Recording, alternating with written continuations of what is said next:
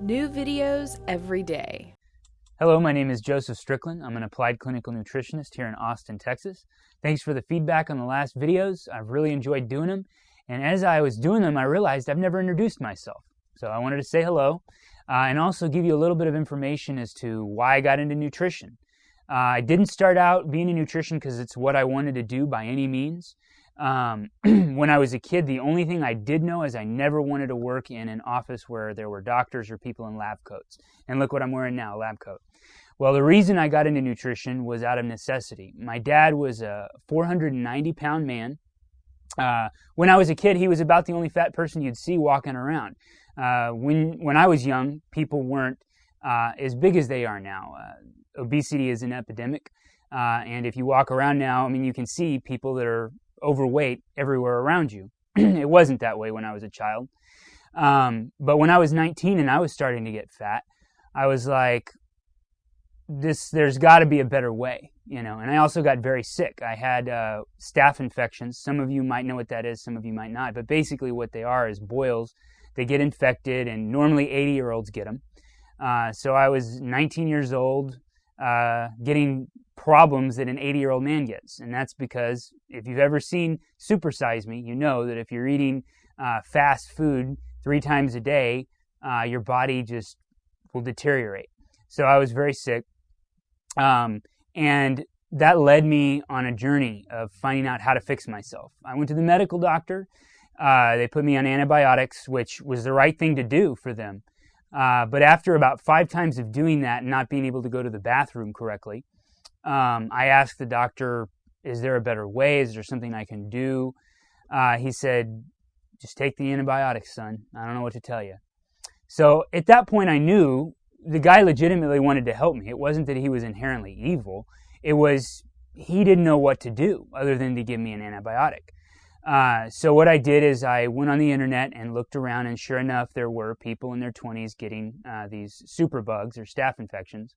And that led me to try to find out what it was.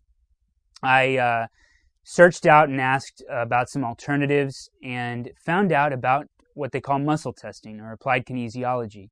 I went to a doctor here locally who does that. Turns up I was allergic to chocolate. What I did find out was that helped a little bit. And because it helped a little bit, I had to learn more. So I enrolled in classes and started learning it, and actually used the people around me and trained them on how to do it because I couldn't test myself using this method. So I taught my sister how to do what I learned, and was able to find out that in addition to chocolate, I was allergic to tomatoes.